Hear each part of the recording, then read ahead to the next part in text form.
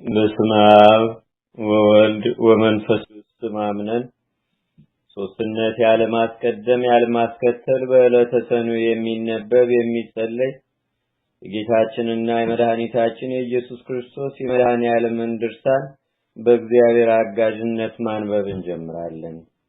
ማስተማርን ያከናወነ በገጹ የሚታይ በበረድና በእሳት ጠፈር ማደሪያውን የሰራ በቀኑ በኪሩቤል ራስ ላይ መንበሩን ያስያዘ መሄጃውን በነፋስ ክንፍ ያደረገ መሰወሪያውንም በጥላው ዙሪያ ያደረገ የሚያየው የሚመለከተው የለ አነዋሩን በሚራቀ የመዋቲ የሰው ልቦና የማይደርስበት የመላእክት እንኳ ዕውቀት የማይቀርበው ምድርን የሚለካት ሰማይን የሚሰነዝረው ውሃን በፍኙ የሚይዛት ባህሩንም የሚሰፍረው ውሃውን በደመና አይበት የሚቋጥረው ዝናቡን በጉም ክንድ ወደ ላይ የሚያወጣው በነጎድጓድ እግር የሚያሽከረክረው በመብረቅ ድምጽም የሚያናግረው የተሳለ የአንደበቱ ሰይፍ የኃጢአትን ግንድ የሚቆርጠው የጸና የተዛዙ ወንጀልን ሕንጻ የሚያፈርሰው የተሳለ ሰይፉን ከኃጢአተኞች ሥጋ የሚያጠግበው የቅናት ጦሩን ከሕግ ተላላፊዎች ደም ፈጽሞ የሚያሰክረው ደረቁን ከርጥቡ ጋር አንድ ያደረገው ውዩን ከቆሬር ጋር አንድ ያደረገው የሚወደው አዳምን በምሳሌ የፈጠረው ቅን ፈራጅ ትዕቢተኛውን የሚያዋርደው የተዋረደውን የሚያከብረው ንስሐ የገባውን ይቅር የሚለው የሚያገለግለውንም የማይንቀው የሚከተለውንም የሚመራው ቸል የማይለው ዓለም የማይወስነው ግሩም ንጉሥ የዓለም ዳርቻ መሸከም የማይችለው አስደናቂ ስራው በመናገር የማይፈጸም ልዩ ምስጢሩን በአድናቆት የማይፈጸም ነው። የሚወደውን ይወደዋል፣ ደስ የሚያሰኘውንም ይሰማዋል። ስልጣኑ ምሉ መለኮቱም ገዢ ነው። በስልጣኑም ሁሉን ይይዛል፣ ሁሉንም ይገዛል። እርሱ ገዢ ነው፣ እርሱ ፈራጅ ነው፣ እርሱ ይቅር ባይ ነው፣ እርሱ መድኃኒትም ነው። ለእርሱ እንሰግድለት እንገዛለትም ዛሬም ዘወትርም እስከ ዘላለሙ ድረስ አሜን። ርዕሰ ልቦናችንን እናንቃ፣ የአንደበታችንን አውታሮች እናንቀሳቅስ፣ አፋችንን እንክፈት፣ ከንፈራችንንም እናሳምር። የጌታችንና የአምላካችን የመድኃኒታችን የኢየሱስ ክርስቶስን መከራውን እንዲህ እያልን እንናገር ዘንድ የማይታመም ኃያል የማይደክም ጽኑ የማይሞት ያው መከፈል የሌለበት ቅድመ ዓለም የነበረ የማይዳሰስ ፀሐይ የማይጨበጥ ነፋስ እርሱ መድኃኔዓለም ነው። ስለኛ መከራ ተቀብሎ ለሁላችን ቤዛ ይሞት ዘንድ በእናቱ በቅድስተ ቅዱሳን በድንግል ማርያም ስልጣኑን ፈጽሞ የሰወረ ለአባቱ አስደናቂ ጥበብ እሱ ነው። ለወለደውም ሐሳቡ ክንዱ ነው። የፈጠረውን የሚሰማ ለላከው የሚታዘዝ ለዘላለም ጸንቶ የሚኖር ክንድ እርሱ ነው። ለወገኖችህ ኃይልህን አሳያቸው፣ ሕዝብህንም በክንድህ አዳንካቸው ተብሎ በዳዊት እንደተናገረ ሁለተኛ በክንድህ ጠላቶችህን ነቃቀልካቸው፣ ክንድህ ከኃይል ጋር ነው፣ እጅህም ጸናች ከፍ ከፍ ማለች ተባለ። ዳግመኛም የእግዚአብሔር ሥራው ድንቅ ነው፣ የቀኙም ማዳንና ክንዱም ልዩ ነው ተባለ። ዳግመኛም አብ ስለ በኩር ልጁ እጄ ትረዳዋለች ክንዴም ታጸናዋለችና እርሱ አባቴ ይለኛል እኔም የበኩር ልጅ አደርገዋለሁ አለ። ስለሰቀሉትም ሶስት ጠላቶቹን በፊቱ አጠፋቸዋለሁ፣ ጠላቶቹንም አጎሳቆላቸዋለሁ አለ። ዳዊትም እጅህ ጠላቶችን ነቃቀላቸው እንዳለ ስለ ጻድቃንም እነሱን አጸና። ምድርንም የወረሷት በጦራቸው አይደለም፣ ክንዳቸውም አላዳናቸውም። ክንድህና ቀኝህ የፊትህም ብርሃን ነው እንጂ አለ። ዳግመኛም የእስረኞች ጩኸታቸው ከፊት ይድረስ፣ እንደ ቸርነትም ገናንነት የሟች ልጆችን ራራላቸው አለ። ሙሴ ስለ እርሱ ቀኝህ በኃይል ተመሰገነ፣ የቀኝ ክንድህም ጠላቶችን ነቃቀላቸው ያለው የአብ ቀኙ ይህ መድኃኒታችን ኢየሱስ ክርስቶስ ነው። ዳግመኛም የክንድህ ኃይል ከዓለት ጸናች ያለው የአብ የቀኝ ክንዱ ይህ መድኃኒታችን ነው። ልዑለ ቃል ኢሳይያስ ስለ እርሱ ማወቅን አላወቁምና ይፈሩ ይጎሳቆሉም አለ። ማርያምም በክንዱ ኃይልን አደረገ አለች። በነቢይ እግዚአብሔር የምስጋናውን ቃል ያሰማል፣ የመዓቱን ክንድም ያሳያል፣ የሚበላ እሳትም ያነዳል እንደተባለ ይህ መድኃኒታችን ነው። ኢሳይያስ ስለርሱ በኢየሩሳሌም በምድረ በዳዋ ደስታ ይመነጫል፣ እግዚአብሔር ይቅር ብሏታል አድኗታልምና ክንዱም በአሕዛብ ፊት ጽኑ ነው አለ። ዳግመኛም አቤቱ ምስክርነታችንን ማን ያምነናል? የእግዚአብሔር ክንዱ ስለማን ተገለጠ አለ።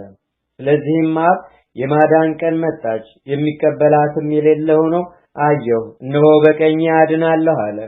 ስለሱ ከጽዮን መድኃኒት ይመጣል፣ ከያዕቆብም ኃጢአትን ያስወግዳል የተባለ ይህ ጌታችንና አምላካችን መድኃኒታችን ኢየሱስ ክርስቶስ ነው። አሸናፊ የእስራኤል ንጉሥ እሱ ራሱ እኔ ቀዳማዊ ነኝ፣ እኔ ዳህራዊ ነኝ፣ ከኔ በቀር የሚያድን አምላክ የለም፣ እንደኔ የሚያድን ማን ነው ያለ እርሱ ነው። አባቱ ክብር ይገባሃል ብሎ የላከው ይህ መድኃኔ ዓለም ነው። ወዳጄ የተባለ እንደ ሙሴ የእስራኤልን ሕዝብ ታድን ዘንድ የያዕቆብንም መበተን ትመልስ ዘንድ እነሆ ለአሕዛብ ብርሃን አደረግኩ እስከ ምድር ዳርቻ መድኃኒት ትሆን ዘንድ።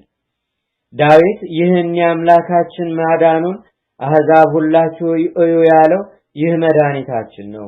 ዳግመኛም እግዚአብሔር ማዳኑን አሳየ፣ በአሕዛብም ፊት ቃል ኪዳኑን ገለጠ አለ።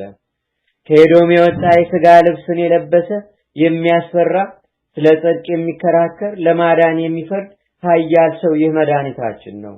የቀደሙ አባቶች ተስፋ የሚያደርጉት አምላካችን ይረዳናል ያድነናልም፣ አምላካችንም የማዳን አምላክ ነው እያሉ የሚጠባበቁት ይህ መድኃኒታችን ነው።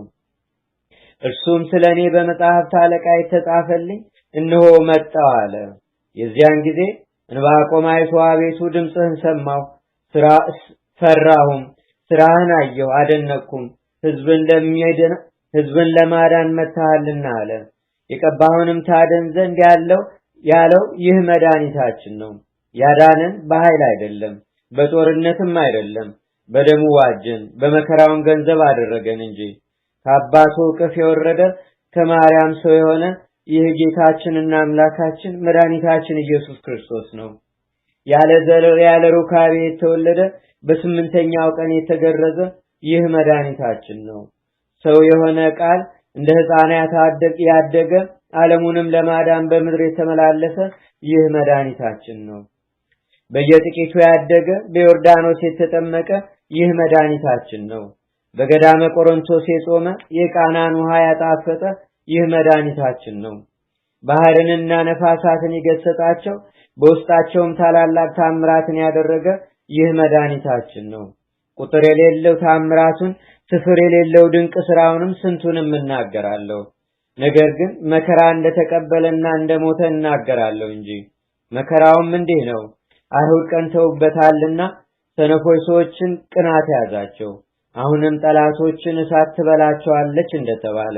ዳግመኛ ይህ ነቢይ የወልድን መከራዎቹን መናገር አስቀደመ፣ ሕይወቴ በመከራ አልቋልና ብሎ። ዳግመኛ ሰውነቴ መከራን ጠገበች፣ ሕይወቴም ለሞት ደረሰች፣ ፈጽሜም ታመምኩ። መከራዬን የሚወዱም ከንቱ ነገርን ተናገሩ፣ ሁልጊዜም በአደባባይ ይፈትኑኛል። መከራዬን የሚወዱም ይደሰታሉ፣ በመከራዬም የሚደሰቱ ሁሉ ይፈሩ ይዋረዱም። እግዚአብሔር አብ ስለ ልጁ መከራ መናገርን አስቀደመ። ወዳጄ ልብ ያደርጋል፣ ከፍ ከፍም ይላል፣ ይከብራል፣ ፈጽሞም ይደሰታል። አራያው ከሰው የተለየ ከሰው ልጆችም የከበረ እንደሆነ ስለ እርሱ ብዙዎች እንደሚያደንቁ ብዙ አሕዛብ እርሱን ያደንቃሉ። ስለ እርሱ የሚናገሩ ነገሥታትም አፋቸውን ይከፍታሉ፣ ያውቁትና ልብ ያደርጉትም ዘንድ አላቸውና። ነቢያትም የተገረፈ የታመመ ሰው እያሉ መከራውን ተናገሩ። እርሱ ፊቱን ከኀፍረት አልመለሰምና አቃለሉት፣ ጎተቱትም። እርሱ ደዌያችንን ያዘ፣ ኃጢአታችንንም ተሸከመ። ስለ በደላችንም ቆሰለ፣ ስለ ሕማማችንም ታመመ። የሰላማችን ምልክት ነው፣ በእርሱ ቁስላችን ዳነ። የእስረኞችን ጩኸታቸውን ይሰማ ዘንድ የመጣ የሟች ልጆችንም ያድናቸው ዘንድ ስለ እርሱ የቅዱሳን አባታቸው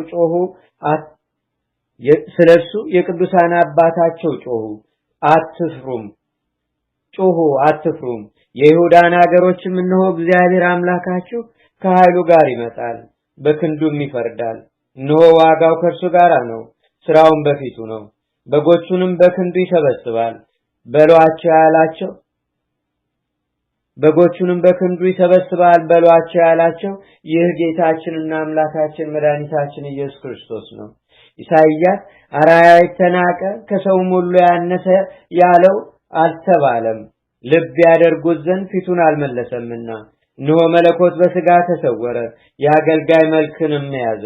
እንደዚሁ እኔ በሰው ዘንድ የተናቅሁ ነኝ፣ በሕዝብ መካከል የተዋረድኩ ነኝ፣ የሚያዩኝ ሁሉ ይጠቃቀሱብኛል ብሏልና። ይህ የሆነው ሁሉ መድኃኔ ዓለም ያደረገው ነው። በአህያ ውርንጫ ተቀምጦ በሆሳዕና ቤተ መቅደስን እንደዞረ ሕፃናትና ሽማግሌዎች በሰሌን ዝንጣፌ እንደተቀበሉት ሴቲቱ በእንባዋ እንዳጠበችው ሽቱንም እንደቀባችው በወንጌል ያለ ሁሉ ከዚህም በኋላ በስምዖን ቤት ሳለ እራትን እንዳቀረቡለት ለደቀ መዛሙርቱም ሥጋውን ደሙን እንደሰጣቸው ጸሎትንም እንዳዘወተረ ሁሉም በወንጌል ተጽፏል። የዚያን ጊዜ ሐሙስ ማታ ሰይጣን ከህብስቱ ጋር ወደ አስቆሮቱ ይሁዳ ልብ ገባ፣ መድኃኒታችንን ያስይዘውም ዘንድ። በዚያን ጊዜ በሌሊት ወጥቶ ወደ ሊቃነ ካህናትና ወደ መምህራኑ ሄዶ የምትፈልጉትን አስይዛችሁ ዘንድ ምን ትሰጡኛላችሁ አላቸው። በዚያን ሰዓት በልቡ ኃጢአትን በላዩ አከማቸ። ወደ ውጭም ይወጣል፣ ይነጋገራል፣ በእኔም ላይ አንድ ይሆናል። የአፉ ቃል አመፃና ሽንገላ ነው። አፉ ክፋትን አበዛት፣ ልሳኑም ገመድን ታታት አለ። የአይሁድ ማህበርም 30 ብር ይሰጡት ዘንድ ተስፋ አስደረጉት። በዚያን ሰዓት ይሁዳ ወታደሮችን ወሰዳቸው፣ ብዙ ወንዶች ሴቶችም ተከተሉት። የሹግ መብራትና የያዙ አሉ፣ ፋኖስም የያዙ አሉ፣ ሰይፎችንም የመዘዙ አሉ፣ ጦርንም የያዙ አሉ፣ ገመድንም የያዙ አሉ። እየቸኮሉ እየተፋጠኑም ሄዱ። የጻድቅን ነፍስ ያድኗታል፣ በንጹህ ደምም ይፈርዳሉ የሚለው የትንቢት ቃልም ይፈጸም ዘንድ ጌታችንና አምላካችን መድኃኒታችንም በጌቴሴማኒ በተክል ቦታ ከደቀ መዛሙርቱ ጋር ነበረ። ወደሱም በደረሱ ጊዜ ይሁዳ መምህር እንዴት አለህ አለው። መድኃኒታችን ኢየሱስ ክርስቶስም የሰውን ልጅ በመሳም ታስይዘዋለህን? ከጠላት መሳም የወዳጅ መምታት ይሻላል ብሎ መለሰለት። ይህንንም ብሎ የከበቡትን ማን ትፈልጉአላችሁ አላቸው። እንዲህም ሲላቸው ወደ ኋላቸው ተመልሰው በምድር ላይ ወደቁ። መድኃኒታችንም አቤቱ የሚያሰቃዩኝ ምንኛ በዙ፣ ኃጢአትን የሚያደርጉ ብዙዎች በላይ ላይ ቆሙ።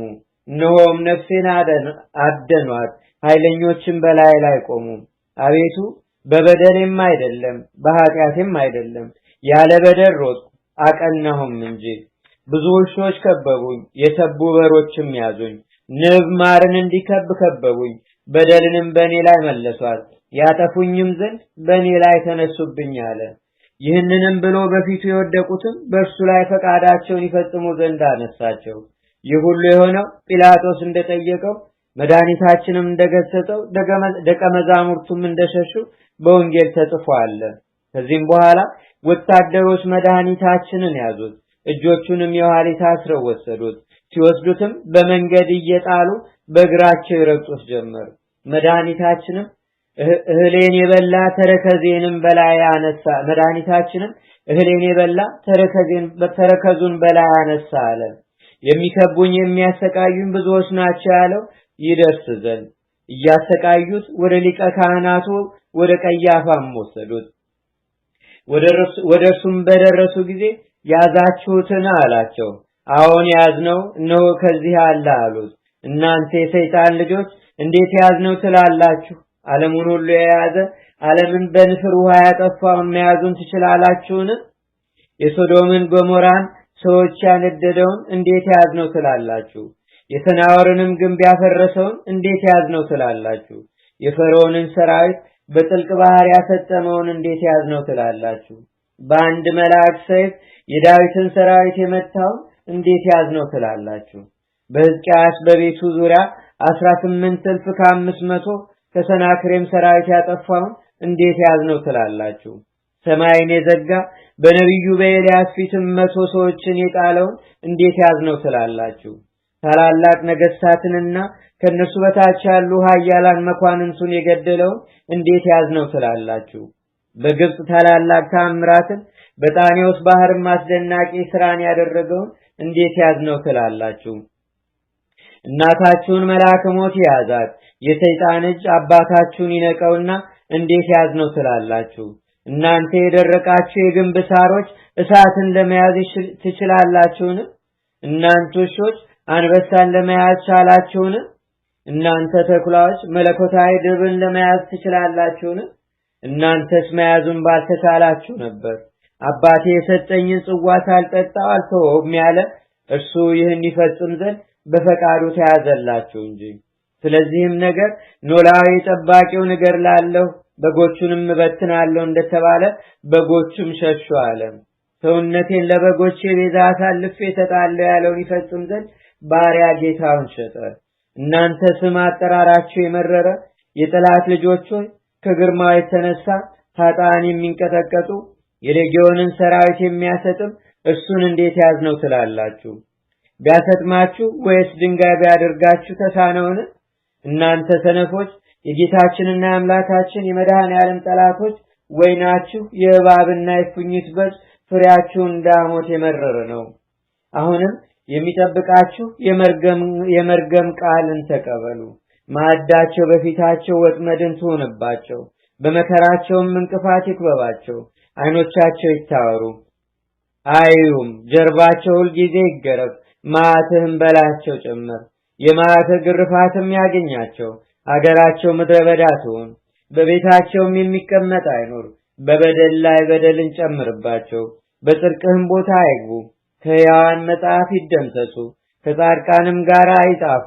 የመድኃኔዓለም የጌታችንና የአምላካችን የመድኃኒታችን የኢየሱስ ክርስቶስ ይቅርታውና ቸርነቱ የእናቱ የቅድስተ ቅዱሳን የድንግል ማርያም ጸሎቷና ረድኤቷ በረከቷም በአገራችን በኢትዮጵያ በሕዝበ ክርስቲያኑ ሁሉ ላይ ለዘላለሙ አድሮ ይኑር፣ አሜን። አንድ አምላክ በሚሆን በአብ በወልድ በመንፈስ ቅዱስ አምነን እንግዲህ በቅድስት ቤተ ክርስቲያን ፊት በየወሩ የሚነበብ የአባታችን የመባ ጽዮን የገለጸለትን ለሚሰሙ ሰዎች የድህነት ምክንያት የተሰጠ ለካህዲያን የእንቅፋት ድንጋይ የሚሆን የጌታችንና የአምላካችን የመድኃኒታችን የኢየሱስ ክርስቶስን የሞቱን መታሰቢያ በዕለተ ሰኞ የሚነበበውን ማንበብ እንጀምራለን። ይህን በዓል ለሚያከብር ሰው በመስቀሉ ኃይል የተደገፈ ይሁን። እርሱን የሚያቃልል የሚሳደብና የሚጠላ ግን ከቅዱሳን አንድነት የራቀ ይሁን። መድኃኔዓለምን ለሚያከብረው ግን በደብረ ጽዮን መቆምን ያድለው፣ በብርሃን ጋሻ ይከልለው፣ ከሰይጣን ጠብም ያድነው እስከ ዘላለሙ ድረስ አሜን። የክርስቲያን ማህበሮች ሁሉ በእዝነ ልቦና ስሙ።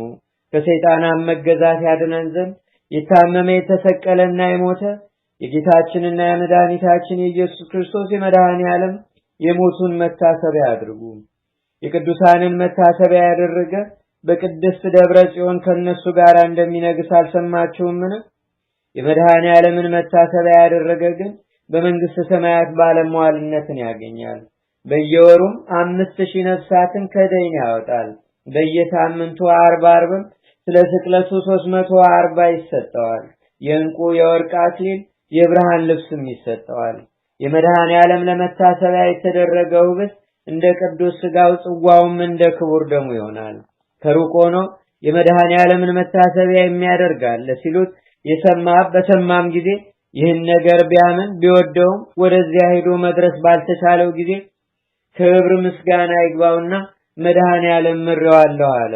ለመባ ጽዮን የገለጸለት በልብ ወለድና በድርሰት አይደለም። ክብር ይግባውና እርሱ ራሱ መድኃኔዓለም በቃሉ ተናገረው እንጂ። መላእክትና ሰው የሚያመልኩት ሙሴና አሮን የሚያመሰግኑት በጠሩትም ጊዜ የመለሰላቸው ለሚጠሩትም ቅርብ ነው፣ ለሚፈሩትም ፈቃዳቸውን ያደርግላቸዋል። ወደ ዓለም በመጣ ጊዜ በመንፈስ ቅዱስ ሥራ ሰው ሆኖ የማርያምን ሥጋ ለብሶ እንዲያውቁት ያስወደዳቸው እርሱ ነው። ዮሐንስም በዮርዳኖስ ባጠመቀው ጊዜ መንፈስ ቅዱስም በነጭ ርግብ አምሳል በራሱ ሲቀመጥ አየሁት። አብንም የምወደው ልጄ ይህ ነው፣ እርሱን ስሙት ሲል ሰማሁት አለ። ወንጌላውያንም እንደጻፉት ብዙ ታምራትን አደረገ። ወታደሮችም ይዘው በጲላጦስ ፊት አደረሱት። ክፉዎች አይሁድ በእንጨት ላይ ሰቀሉት፣ የሾህ አክሊልም አቀዳጁት፣ በብረት በትር ራሱን መቱት፣ መጻጻውንም ከሞት ጋር አጠጡት። ሲሰድቡት አልሰደባቸውም፣ እኛን ለማዳን በዕለተ ዓርብ ሞተ። በሸክላ ሰሪ እርሻ ቀበሩት። በእሑድ ቀንም ሕያው ሆኖ ተነሳ። ዳግመኛም የወጉትን ይፈርድባቸው ዘንድ ይመጣል። እንደዚህ ያለውን አምላክ ፈጽማችሁ አመስግኑት አክብሩትም። እርሱ መድኃኔ ዓለም ቅዱስ ነውና የመድኃኔ ዓለም ቸርነቱ ከሁላችንም ጋር ለዘላለሙ አድሮ ይኑር አሜን። እናንተ የቤተ ክርስቲያን ልጆች አባቶቼና ወንድሞቼ ወንዶችም ሴቶችም የዚህን የጻድቁን የብፁዓን መባጽዮን የተባለ የተክለ ማርያምን ገድል ልነግራችሁ ዘንድ ስሙ። የመድኃኔ ዓለም ቸርነቱ የመባጽዮን በረከቱም በአገራችን በኢትዮጵያ በሕዝበ ክርስቲያን ሁሉ ላይ ለዘላለሙ አድሮ ይኑር አሜን። ከዚህም በኋላ ጌታችንና አምላካችን መድኃኒታችን ኢየሱስ ክርስቶስ በአባታችን በመባጽዮን ላይ ካደረገው ይቅርታና ርኅራኄ ፍቅር ፍጹም ጸጋም የተነሳ ትንሽ ተአምር እነግራችኋለን። እግዚአብሔር በጥበቡ በቅዱሳኑ ላይ የሚሳነው የለም። ድንቅ ሥራዎቹንም በቅዱሳኑ ላይ ያሳያል። በቅዱሳን መንገድ የሄደ በክፎች መንገድም ያልቆመ የብርሃን ኮከብ በአንድሮተ እድ የተሾመ ከመምህር ሳሙኤል ወገን የሚሆን ከክቡራን ወገን ከእንደ ገባጦን ሰዎች መወለዱ ከደጋጎችም የሆነ በሥራ ሁሉ ደግ የሆነ ክህነቱም ንጹሕ የሆነ በየዋህነቱ ከሰዎች ጋር የተስማማ ጾምን ከትዕግስት ጋር የሚወድ እግዚአብሔርን በሥራዋ ሁሉ ደስ የምታሰኘው ስሟም ጽዮን ትኩና የምትባል ደግ ሚስት ያለችው ሀብተ ጽዮን የተባለ አንድ ሰው ነበረ። እነዚህም ሰዎች በፍቅርና በሰላም እንደ ሥርዓቱ በንጹሕ ጋብቻ ተወስነው ይኖሩ ነበር። የተባረከ ልጅንም ይሰጣቸው ዘንድ ወደ ጌታ ይለምኑ ነበር። ወንድ ልጅም ብንወልድ ስሙን መባጽዮን ባልነው እያሉ ይመኙ ነበር። ከጥቂት ቀንም በኋላ እግዚአብሔር ልመናቸውን ሰምቶ ደምግባቱ ያማረ መልኩም ብሩህ የሆነ ሁለመናው ንጹሕ የሆነ ልጅን ሰጣቸው። ዘመዶቹም ደስ ተሰኙ። አስቀድመውም እንደተሳሉ መባጽዮን አሉት። ትንሽም ባደገ ጊዜ አንድ ካህን ወደዚህ ሀገር በእንግድነት መጣ። የሕፃኑም አባት ተቀብሎ በቤቱ አሳደረው እንደተጻፈው። ለዚህም እንግዳ ከተወዳጁ ልጇ ጋር የጌታችንና የአምላካችን የመድኃኒታችን የኢየሱስ ክርስቶስ እናቱ የእመቤታችን የቅድስት ድንግል ማርያም ስዕል ነበረችው። ሲተኛም ይህችን ስዕል በራስጌው አኖራት። ማለዳም ተነስቶ ስዕሊቱን ረስቷት ሄደ። ይህም ሕፃን አገኛት፣ አቀፋትም፣ ሳማትም፣ ደስም ተሰኘባት። ለሌላ ሰውም አልሰጥም አለ፣ በአንገቱም አሰራት። አባቱም ይህን አይቶ ምን ላድርግ ከእኔም ጋር እንዳላስቀምጣት ኃጢአት ይሆንብኛል፣ የኔ አይደለችምና እንዳትሰጠውም በወዴት አገኘዋለሁ አለ። ከዕለታትም በአንዲት ቀን ከዚያ ሰው ጋር ተገናኘ። ስዕልህን ከኔ ቤት ተውካት ለምንድን ነው? ወደ እኔም እስክትመለስ ጠበቅኩ፣ ለምን ዘገየ? አሁንም በእግዚአብሔር ቸርነት አንተን አግኝቻለሁና ስዕልህን ውሰድ አለው። ያም ሰው ያገኛት ማን ነው አለው። ያገኛትስ ትንሽ ሕፃን ነው፣ እርሱም ፈጽሞ ወዷታል። ካገኛትም ጀምሮ ለሌላ አልሰጣትም፣ ከእርሱ በግድ ቀምቼ እሰጥሃለሁ አለው። የስዕሊቱን ባለቤት ወዳለታለችና እኔንም ብትወድ ባልተረሳችኝም ነበር፣ ለዚያ ላገኛት ሕፃን ትሁነው አለው። ስለ እርሷም ፍቅረኞች ሆኑ። እርስ በርሳቸውም እጅ ተነሳስተው በየሀገራቸው ሄዱ። አባቱም በልጁ ላይ ስለሆነው ስጦታ አደነቀ። እድሜውም ለትምህርት ሲደርስ የዳዊትን መዝሙርና የሕግን መጽሐፍ ሁሉ ያስተምረው ጀመር። ዲቁናም ተሾመ። በሥራውም ሁሉ ጥበበኛና ልበኛ፣ የዜማውም መዓዛ የጣፈጠ እንደሆነ ባየ ጊዜ ቅኔን ይማር ዘንድ የዮሐንስ ደብር ወደምትሆነ ወደ ቤተ ማርያም ወሰደው። የአንደ ገባጦንንም አውራጃ ሁሉ የሚገዛ መምህር በዚያ ነበረ። ተክለ ማርያምንም ለሱና ለአንድነቱ መነኮሳት አደራ ሰጠው። አባ ስምዖንና አባ አዝቄርም ስምህ ማን ነው ብለው በጠየቁት ጊዜ መባጽዮን ነው አለ። ከመምህራን ሁሉ እንዲህ ያለ ስምህ አይገባም፣ ስምህ ተክለ ማርያም ይባል እንጂ አንተ ሕፃን ነህና አሉት። ተክለ ማርያም እያሉ በመምህራኑ ዘንድ እንዲህ ይጠሩት ነበር። ባለ ሁለት ስምም ሆነ። ቅኔንና የጥበብ መጽሐፍ፣ ተግሳጽንም፣ ጾምና ጸሎትን፣ ስዕል መሳልንም፣ መጽሐፍንም ሁሉ ተማረ። በመንፈሳዊ ሥራ ሁሉ ፍጹም ሆነ። ከዕለታትም በአንድ ቀን ቅዱስ ሥጋውን ክቡር ደሙን ከተቀበለ በኋላ አንድ ልጅ ከቤተ ክርስቲያን ወጥቶ ሲሄድ እግሩን እንቅፋት ተመታ፣ ደሙም ከመሬት ፈሰሰ። ዕውቀትን የተመላ ይህ ሕፃን ይህን አይቶ ደረቱን መታ፣ ስለ እርሱም ደሜ ይፍሰስ አለ። እያደነቀም ከቤቱ እስኪደርስ ድረስ ከኋላው ተከተለው። ከእርሱም ዘንድ ደርሶ ስለ መድኃኔዓለም ሥጋና ደም ክብር የደማውን ጣቱን እስኪደርቅ ድረስ ጸባው። ጓደኞቹም ደሙን ከአፈሩ ጋር ሲበላ ባዩ ጊዜ የሳቁ አሉ፣ በልቦናቸውም ያደነቁ አሉ። ከዕለታትም በአንድ ቀን አንድ ልጅ ከቆረበ በኋላ የበላው የጠጣውን ሁሉ አስታወቀው። ይህ ብፁዓዊ ግን ስለ ጌታችንና ስለ አምላካችን ስለ መድኃኔዓለም ፍቅር በጻሕል ተቀበለው። የመድኃኔዓለም ቸርነቱ የመባ ጽዮንም በረከቱ በአገራችን በኢትዮጵያ በሕዝበ ክርስቲያን ሁሉ ላይ ለዘላለሙ አድሮ ይኑር፣ አሜን። አባትና እናቱም ለአካለ መጠን እንደደረሰ ባዩ ጊዜ እንደ ሕጉ ሴት አጩለት። የዚያን ጊዜም እምቢ አላቸው። ይህንንም ስራም በዓለም ውስጥ አልሰራም፣ እኔ ድንግልናዬን ለእመቤቴ ለቅድስት ድንግል ማርያምና ለጌታዬና ለአምላኬ ለመድኃኒቴ ለኢየሱስ ክርስቶስ ለመድኃኔዓለም አገልጋያቸው ሆን ዘንድ ተስያለሁ አላቸው። በዚህ በኃላፊው ዓለም ኃጢአትን ከመጨመር በቀር ምን እጠቀማለሁ? ያገባ ሰው ሚስቱን ደስ የሚያሰኛትን ስራ ያስባል፣ ያላገባ ግን እግዚአብሔርን ደስ የሚያሰኘውን ስራ ያስባል ብሎ ቅዱስ ጳውሎስ እንደተናገረም አላቸው። እነርሱም የልጁን ነገር ሰምተው ተውት፣ አላስገደዱትም። እነርሱም ጽድቅን የሚወዱ ናቸውና እንደፈለክም ሁን፣ ለእኛም የመንግሥተ ሰማያት መሪ ትሆነን ዘንድ አሉት። የዚያን ጊዜም የእውነት አምላክን አመሰገኑት። መድኃኔዓለምንም የሚወድ በሃይማኖቱም የጨከነ ይህን የተወደደ ልጅ ስለሰጣቸው ከዚህም በኋላ አባቱ የመንፈስ ቅዱስ ማደሪያ ይሆናል ብሎ ትንቢት ተናገረ።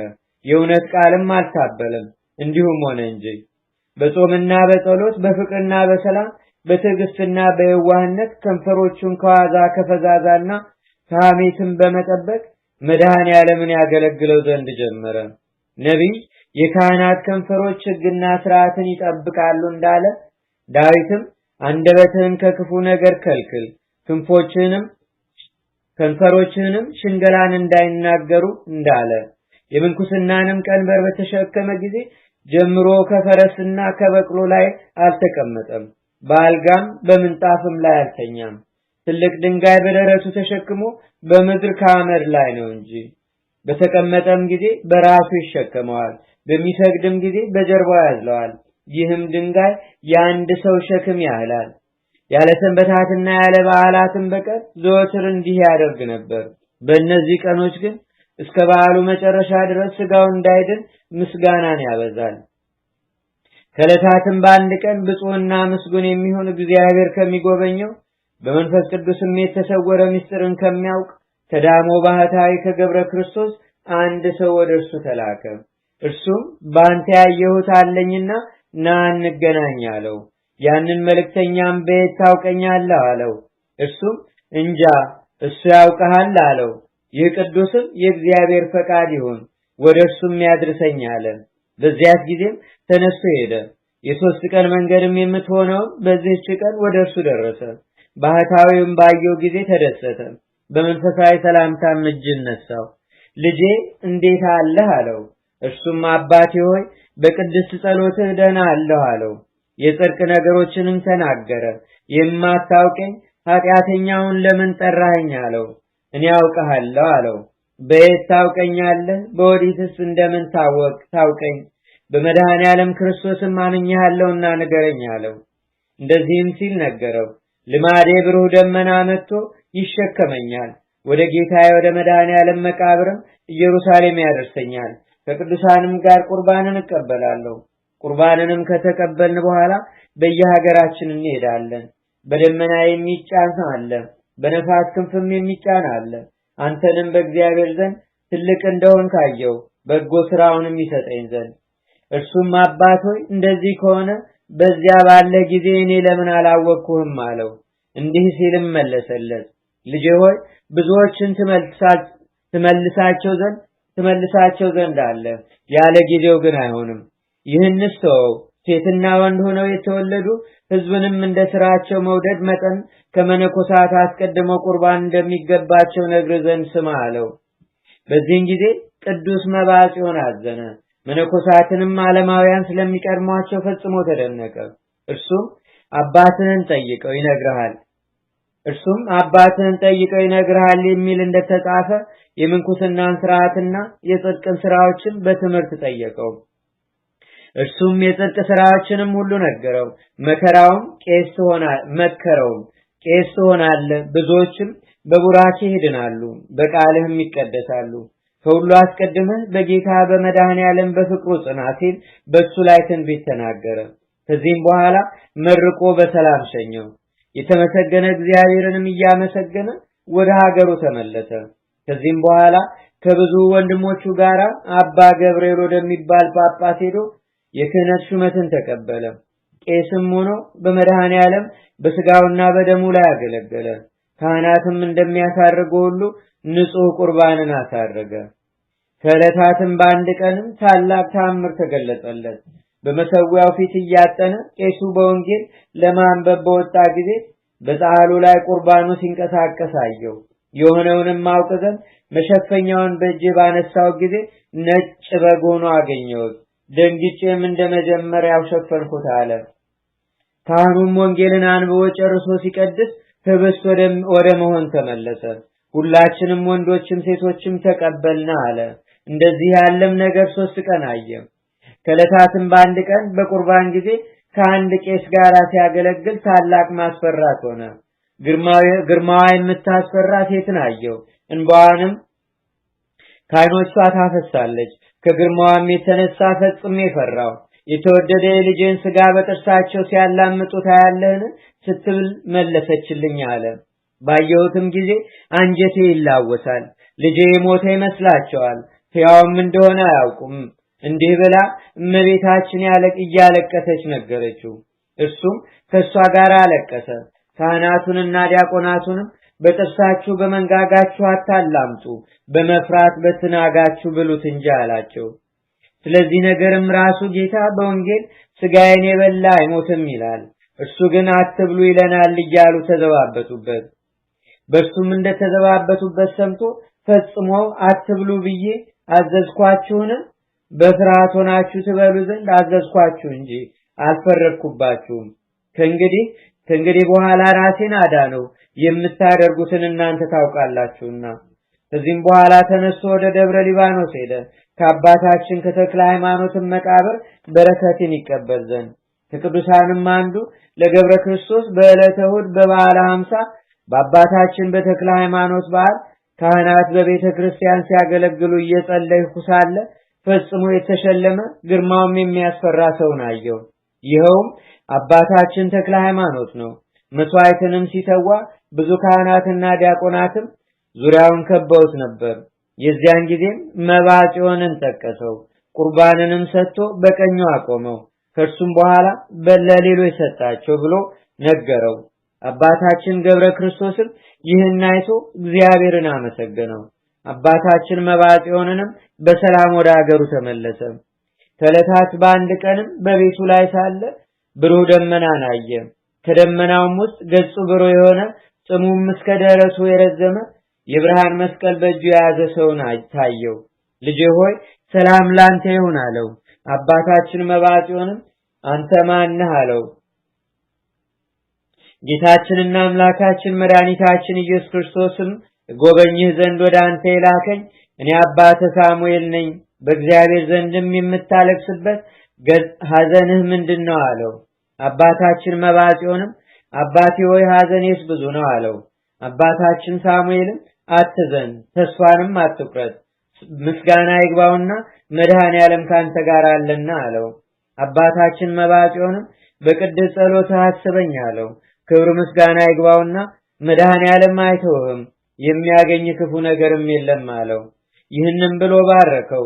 እርሱም እግዚአብሔርን አመሰገነው። በቸርነቱ ብዛት የጎበኘኝ የአምላኬ ስሙም ይመስገን አለ። ሁለተኛም ሐምሌ 5 ቀን በመንፈቀ ሌሊት ለዓርብ አጥቢያ ለአባታችን ለመባጽዮን ሐዋርያት ታዩት፣ ሰላምታንም ሰጡት። ቅዱስ ጴጥሮስም ቁርባንን ሰጠው። ብዙዎች ጻድቃንና ሰማዕታትም ዘወትር ይጎበኙታል። ስማቸውንም ብንጠራ ነገር ይበዛብናል ብለን ተው ነው። የጌታችንና የአምላካችን የመድኃኒታችን የኢየሱስ ክርስቶስ የመድኃኔ ዓለም ቸርነት የአባታችን የመብዓ ጽዮንም ረድኤትና በረከት በአገራችን በኢትዮጵያ በሕዝበ ክርስቲያኑ ሁሉ ላይ ለዘላለሙ አድሮ ይኑር፣ አሜን። አቡነ ዘበሰማያት